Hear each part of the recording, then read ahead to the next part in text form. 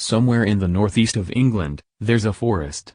This forest has no name, and doesn't seem to exist on any maps. This isn't the only thing that is strange, however. Every time there is a full moon over the forest, the whole area is blanketed by a dense fog. The path. If the forest is entered by a female on a night such as this, a strange path is visible. It is impossible to miss, provided they spend enough time walking deeper into the forest.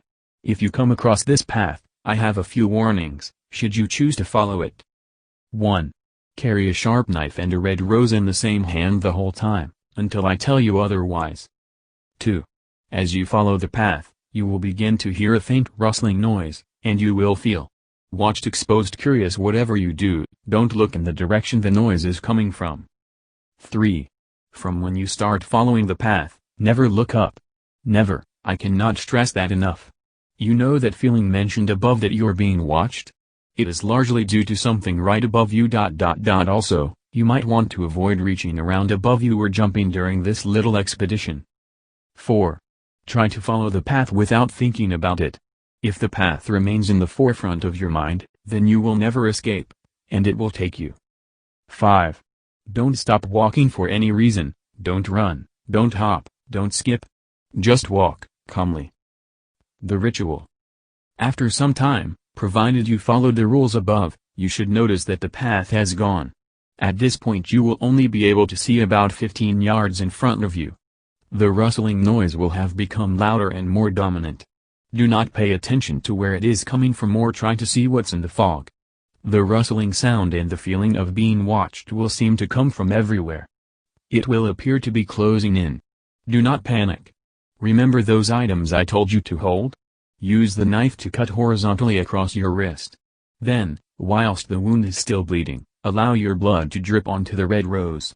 Place the rose gently onto the ground.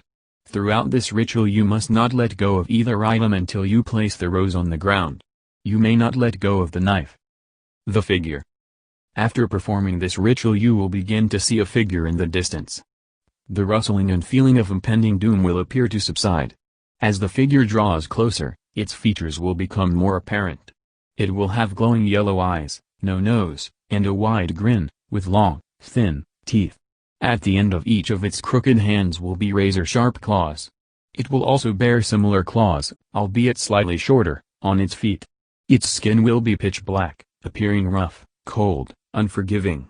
If it is not this creature, pick up the rose, turn around and run.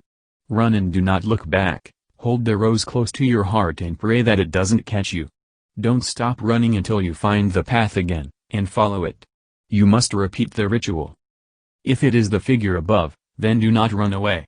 You have 4 options here. 1. Present the rose. 2. Present the knife. 3. Do not present anything. 4. Present both. The rose. Discard the knife, bow, pick up the rose, and present it to the being. It will accept the rose and give you a kiss on the lips. Not an incredibly passionate one, but it could still be considered intimate. Whatever you do, don't attempt to stop the kiss or show any signs of disgust whatsoever. When the kiss is over it will give the rose back to you, and the wound on your wrist will have healed, leaving a permanent scar in its place. The figure will then leave. The knife. Discard the rose, and present the knife to the being. It will take the knife, and cut its wrist in the same way that you cut yours. It will then insert the knife into the wound on your wrist. Whatever you do, don't give any signal that you are in pain. No crying. After about 5 seconds, although it will seem a lot longer than that to you, it will remove the knife and run the tip of the blade along the wound's opening. Your wound will heal instantly, leaving a permanent scar in its place. The being will then give you the knife back and leave. Give nothing. The figure will become enraged at the fact that you have nothing to offer it, so it will paralyze you with its fearsome glare and carry your body to an unknown destination. You will fall unconscious on the way there. When you wake up you will be in the last place you slept, completely naked with severe scratch marks all over your back and breasts, with a feeling of extreme exhaustion. 9 months later you will give birth to a child, and 2 weeks after that the child will vanish. You will never be able to find the path again. You will live the rest of your life with eternal exhaustion, eventually meeting a slow, painful end at the hands of the one you love most. Present both. The being will take both and turn around. Do not look around him to see what he is doing. He will turn back to face you, and present a long staff that resembles a large, red rose. Take the staff and he will leave. After the being leaves, provided you gave him something, you can now leave, as the path has reappeared behind you to lead you back out. Don't follow the being who just gave you your item. The Path, Part 2. Follow the path, no rustling sounds will distract you, the fog will slowly clear, and you can safely leave the forest.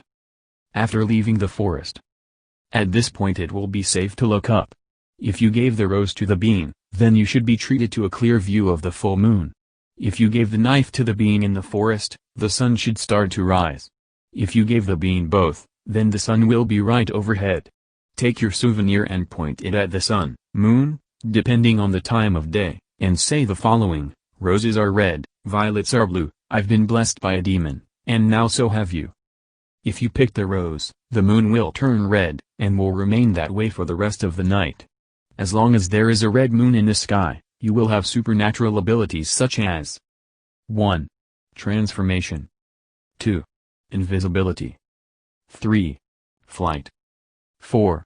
The ability to walk through walls. The rose itself will allow you to visit people's dreams. If you picked the knife, the sun will turn to a very dark violet red, and will remain that way for the rest of the day. While the sun is in this state you will be completely invulnerable and you can erase people's memories. The knife can be used as an effective weapon, as it is enchanted, and a single strike from this weapon will kill anything. If you pick the staff, the sky will turn a crimson red for 24 hours. During this time, you have all of the abilities stated above, but if you let go of the staff whilst using any of these abilities you will die.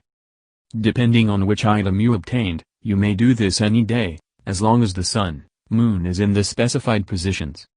It is possible to obtain all three items provided they are obtained on separate visits. It is rumored, however, that an even greater treasure may be obtained. The riddle. I was exploring this very forest a while ago and I found a stone tablet that said the following. Go forth, without hesitation, doubt, or regret. Go forth, and show me that you are not afraid. Go forth, and prove to me that you are worthy. I am not entirely sure what this means. However, the tablet continues. If you have darkness in your heart, you shall be taken. If you are impure, you shall die. I wanted to ask anyone out there that could help me solve this riddle.